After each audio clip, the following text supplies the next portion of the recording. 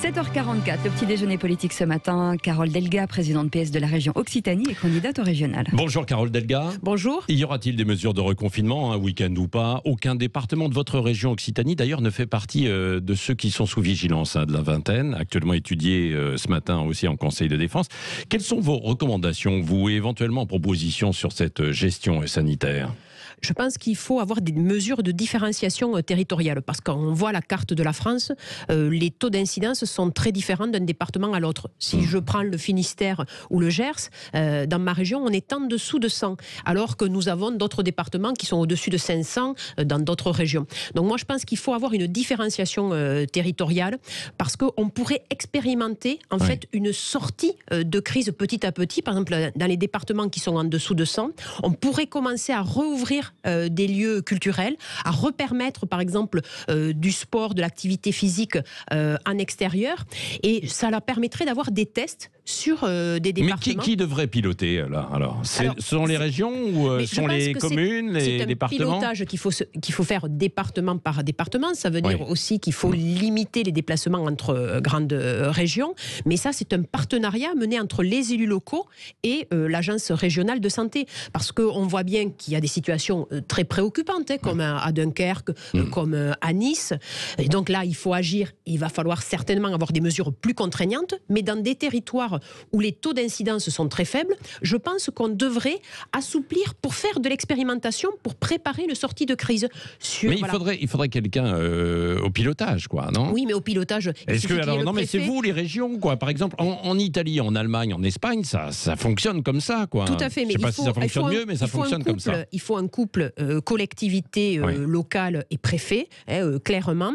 C'est-à-dire qu'on est et la puissance de l'État, la santé, c'est une compétence de l'État, mais également une adaptation territoire par territoire. Et donc là, tout simplement, il faudrait qu'il y ait au niveau de l'agence régionale de santé une association, bien sûr des présidents de département, de la présidente de région et des maires des grandes communes. Et là, on pourrait avoir vraiment cette différenciation parce qu'on sent quand même clairement qu'il y a une exaspération sur le terrain. Et quelles mesures vous pourriez prendre alors, vous, localement, justement? Limiter les déplacements entre régions, des réouvertures? Dans ma région, les taux d'incidence sont objectivement très bas, comme par exemple en Bretagne ou en Nouvelle-Aquitaine. Donc clairement, nous, ce que nous demandons, c'est d'expérimenter, par exemple, sur les lieux culturels, qu'il puisse y avoir des réouvertures de musées avec des attendez, vous allez soutenir Louis Alliot, là? Non, parce que moi, je respecte l'état de droit.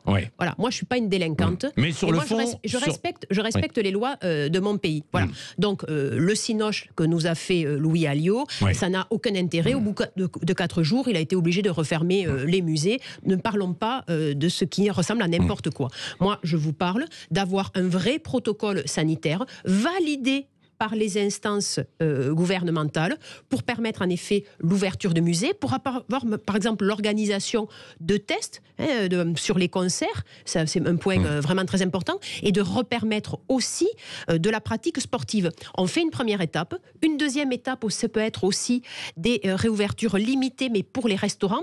Il faut qu'on prépare la sortie de cette crise sanitaire, parce qu'elle va arriver avec la vaccination qui se développe sur la vaccination et sur les tests, là vous pourriez avoir des prérogatives. Oui, c'est pour ça que début janvier, moi j'avais indiqué que l'organisation sur la vaccination qui était prévue, elle était complètement hors sol, et donc on a été entendu, il y a eu une réorganisation. Aujourd'hui, clairement, on est limité par le nombre de doses de vaccins, et en Occitanie, nous avons décidé dans les universités de fournir nous-mêmes le matériel pour pouvoir tester de façon plus forte le retour en présence. Tests salivaires, comme par exemple ça se fait dans les écoles. Alors qu'est-ce que vous pensez d'ailleurs de cette initiative? C'est deux types, dans l'Occitanie, c'est 2 types de tests. Nous avons les tests PCR et les tests salivaires. Alors moi, cette initiative, je la soutiens. Il faut se parler clair, en Occitanie, il y a plus de 500 000 enfants dans les écoles. Aujourd'hui, il n'y en a eu que 200 qui ont été testés. Là, c'est du gadget, non? Mais là, ça va monter en puissance. Ça va 300 000 simplement. Il y a 12 millions d'élèves, 300 000 d'ici mi-mars. Mais franchement, c'est de la communication, non? de la part du gouvernement ? Je pense que la situation sanitaire sur l'ensemble du pays est grave. Je pense que l'exaspération de nos concitoyens est forte. Et moi, en tant que présidente de région, je ne peux pas être dans la polémique. Ouais. Donc, en effet, quand je rencontre le ministre de la Santé, le Premier ministre, je leur fais part avec une grande honnêteté des erreurs ou des graves difficultés, mais je ne vais pas être dans la petite phrase c'est l'union nationale qui est nécessaire. Oui, Carole Delga, ici, à ce micro, Hervé Morin, président de région aussi, avait dit, tiens, on pourra peut-être acheter, nous les régions, des vaccins. Ça, c'est oublié, cette possibilité ? Disons que pour l'instant, le gouvernement n'y est pas favorable, mais ça, c'est un sujet, quand la production de vaccins sera plus forte, que nous envisageons toujours au moment où il y aura la généralisation de la vaccination. Il faut être clair, on n'est pas sur la généralisation de la vaccination. En Occitanie, les plus de 75 ans, ils ont encore des rendez-vous pour la première dose au mois d'avril. Oui, et certains n'arrivent pas à avoir... On a eu un témoignage hier de quelqu'un qui n'arrivait pas, 78 ans, à avoir de rendez-vous. L'une des craintes de cette épidémie aussi, c'est l'engorgement des hôpitaux. Est-ce que vous, région, vous avez un rôle à jouer, Carole Delga ? J'ai fait des propositions déjà sur l'organisation de la santé en France, où cette crise a révélé vraiment des défaillances. Donc les régions doivent avoir la mission d'investir dans les hôpitaux et tout particulièrement dans les hôpitaux locaux, comme nous le faisons dans les lycées. On doit aussi, au niveau des régions, avoir le pouvoir de décision sur le nombre d'étudiants en médecine, dans le cadre aussi des études d'infirmiers, dans le cadre des études d'aides-soignants. Ça, c'est nous qui devons en fait réguler le nombre d'étudiants pour après donc vous l'installation. voudriez piloter comme vous pilotez pour les lycées, oui, les hôpitaux. Je souhaite que bien sûr la santé, c'est un pilier de la République, reste national, c'est-à-dire les grands objectifs sont fixés par le gouvernement et par le Parlement, mais la déclinaison doit se faire au niveau régional et les présidents de région doivent avoir la main sur l'investissement dans les hôpitaux, sur la déclinaison de l'objectif national des dépenses de l'assurance maladie et également sur la formation des médecins et des professions. Vous avez fait cette proposition déjà au plus haut niveau ou pas ? Oui, tout à fait. Et alors, on vous dit quoi ? Pour l'instant, ce qui nous est répondu, c'est que ça pourrait être éventuellement étudié dans le cadre de la future loi 4D qui est portée par Jacqueline Gouraud. Oui. Cette crise sanitaire aussi pourrait détruire une partie de notre économie. On a beaucoup parlé de relocalisation, d'industrie, d'activité, etc. Est-ce que là, vous pouvez intervenir ? Parce que vous avez en fait des compétences dans le domaine économique, les régions. Mais la région intervient, les régions interviennent fortement. Pour l'Occitanie, nous avons aidé 50 000 entreprises sur l'année 2020. Et en plus, j'ai créé une agence qui permet à la région d'être actionnaire. C'est-à-dire il n'y a pas de fatalité. On peut, à travers la puissance publique, conforter des initiatives privées. Les masques pour les enfants qui sont distribués gratuitement par la région, eh bien, ils sont fabriqués 100% en Occitanie. Et la région est actionnaire de cette entreprise. Un autre sujet, les énergies renouvelables. Oui. L'hydrogène vert, c'est avec une filiale de Schlumberger que nous avons créé une société qui s'appelle Genvia, qui va produire des électrolyseurs pour avoir de l'hydrogène vert. Et je suis en train de travailler, par exemple, sur une entreprise aussi pour l'ensachage de farine, parce qu'aujourd'hui, le blé dur, il est produit en Occitanie, il est transformé en Italie et il revient en sachet en France. C'est ridicule au point de vue économique, au point de vue environnemental. Donc on a de nombreux projets et la région est actionnaire. Oui, et des nouvelles de l'usine Bosch de Rodez, parce que la direction allemande du site devrait se prononcer cette semaine. Donc nous attendons les informations qui vont avoir lieu donc vendredi, et il y a un comité donc de filière organisé par Bercy qui va se réunir mi-mars. Moi, je pensais essentiel d'avoir une déclaration à l'attention de la direction de Bosch, de la part du gouvernement français et soutenue bien sûr par les élus locaux, pour rappeler que le diesel peut avoir un avenir dans les campagnes sur les longues distances, qu'on doit travailler sur la question de l'hybridation diesel et qu'il faut aussi travailler sur la diversification. Donc c'est un sujet qui est très préoccupant et où on sent... Vous craignez une fermeture du site ou... Non, je pense qu'une fermeture du site, nous ne l'aurons pas, mais pour autant, ça fait quand même 2 ans qu'on fait des propositions à la direction de Bosch et qu'il n'y a aucun retour. Il faut être clair, on ne sent pas une direction motivée pour investir, pour aller sur la question, par exemple, de l'hydrogène, sur la question de l'aéronautique. Il y a de ça 2 ans, je les ai mis en contact avec Airbus. Ils ont mis 1 an pour recruter un commercial sur la question de l'aéro. Carole Delga, à propos d'investissement, là, puisque vous venez de l'évoquer, vous lancez un projet d'épargne citoyenne localement. En quoi ça consiste ? Comment ça fonctionne ? Alors très clairement, vous l'avez vu, l'épargne des Français n'a jamais été aussi haute. C'est quand même 100 milliards qui ne sont pas au service de l'économie réelle, qui dorment sur les comptes. Donc très clairement, on lance une plateforme là début avril où les épargnants d'Occitanie vont pouvoir placer leur argent dans des projets d'entreprises qu'ils vont pouvoir visiter. C'est-à-dire, c'est à proximité de rencontres. Et donc, on assure, bien entendu, un sérieux sur la sélection des projets, sur la rémunération, et on garantit environ 5% de rémunération de cette épargne populaire au service de l'économie locale. Sur un plan politique, le ministre de l'Intérieur, Gérald Darmanin, devrait présenter un décret ce matin sur génération identitaire pour la dissolution. Vous la réclamiez, vous ? Je la réclame depuis plusieurs mois, cette dissolution, parce que génération identitaire est un groupuscule qui est raciste, qui est xénophobe, et il n'a pas sa place dans la République. Oui, mais on dit qu'après, à un moment donné, dans la démocratie, il faut quand même laisser la place aux idées qui circulent. Elles sont trop...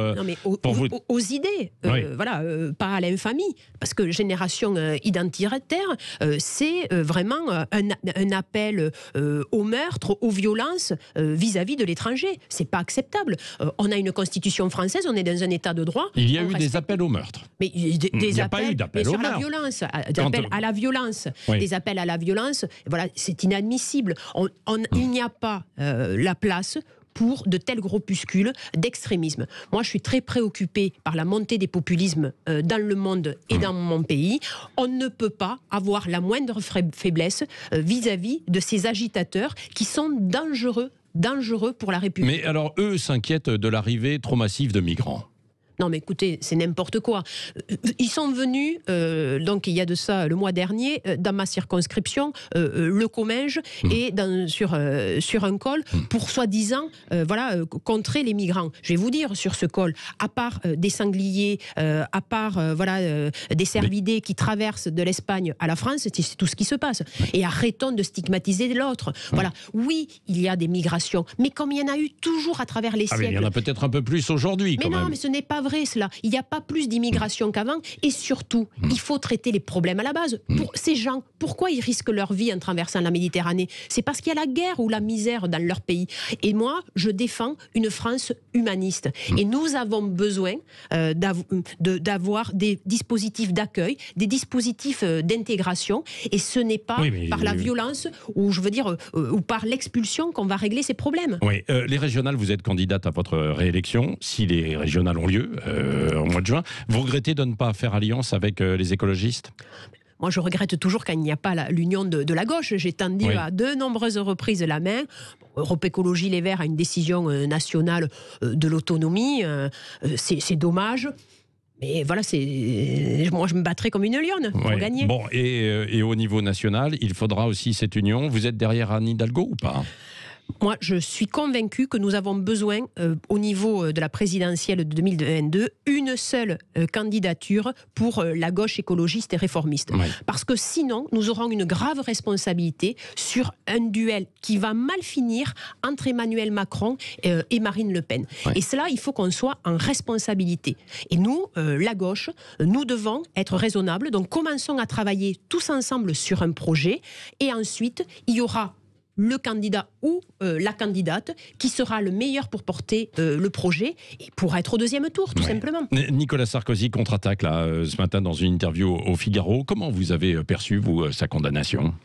Non, moi, je ne vais pas commenter la condamnation. Surtout, j'ai été quand même un peu choquée qu'un ministre de l'Intérieur témoigne son amitié, son soutien amical publiquement. Je veux dire que Gérald Darmanin veuille envoyer un texto à Nicolas Sarkozy parce qu'ils sont amis et parce qu'ils sont compagnons de route depuis plusieurs dizaines d'années, pas de souci.